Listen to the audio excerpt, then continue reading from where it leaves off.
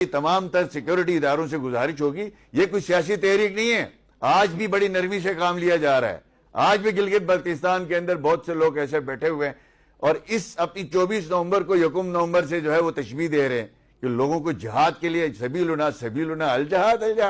60 لاشیں گر رہی ہیں ادھر قرم ایجنسی میں، ادھر اس کی طرف آپ لوگ کیوں نہیں جاتے، کیوں توجہ نہیں دیتے؟ میں ان مذہبی اکابرین سے بھی پوچھتا ہوں کہ پنجاب میں کوئی دہشت گردی کا چھوٹا سا واقعہ ہوتا ہے تو نواز شریف اور اس کی پورے خاندان کو آپ لتاڑتے تھے، دھرنے دیتے تھے، جلسے جلوس کرتے تھے۔ آج قرم ایجنسی کے اندر جو کچھ ہو رہا ہے، کس کی گورنمنٹ ہے وہاں؟ صوبائی حکومت ہے امین گنڈاپور کی۔ یہ جو ہمارے ہاں مذہبی جماعتیں جو خان کے نام پہ جو ہے وہ بیرونی فنڈنگ کے لیے بیٹھی ہوئی ہیں بعض،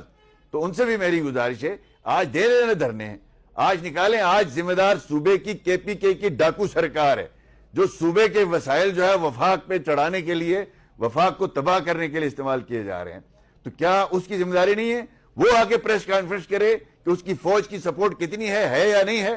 پولیس کی سپورٹ کتنی ہے یا نہیں ہے، وہ بتائے، ترجیح وہ ہونی چاہیے۔ یہ ایک فتنہ سرکار ہے اور میں سمجھتا ہوں کہ گلگت بلتستان کے اندر یہ صاحب جو بار بار اپیلیں کر رہے ہیں نامعلوم مقام سے چھپ کے،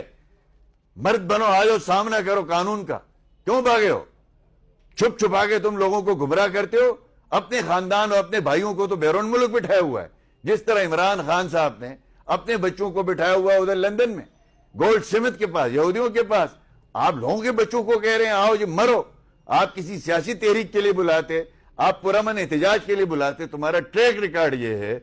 500 بندے جمع کرتے ہو، تم اس بلڈنگ کو آگ لگا دیتے ہو جو تمہارے سامنے نظر آتی ہے۔ لہذا میں سمجھتا ہوں گلگت بلتستان کے اندر 99% سے بھی زیادہ لوگوں نے تو اس کو مسترد کیا ہوا ہے، کوئی بھی اس فتنے کا حصہ نہیں بنے گا۔ اگر کوئی بھی جوان، میں گزارش کروں گا کسی نظریے سے متاثر ہو کے یا ان کی باتوں پہ آ کے آپ اپنی جان جوکھوں میں نہ ڈالیں۔ یہ نہ آئین کی بالادستی کی تحریک ہے، نہ قانون کی بالادستی کی تحریک ہے، نہ اس ملک میں سول سپریمیسی کی تحریک ہے۔ یہ ٹوٹل عمران خان کو سزاؤں سے بچانے کے لیے۔ آج ان کی بیوی کہتی ہے جناب وہ بشرا مانیکا صاحبہ،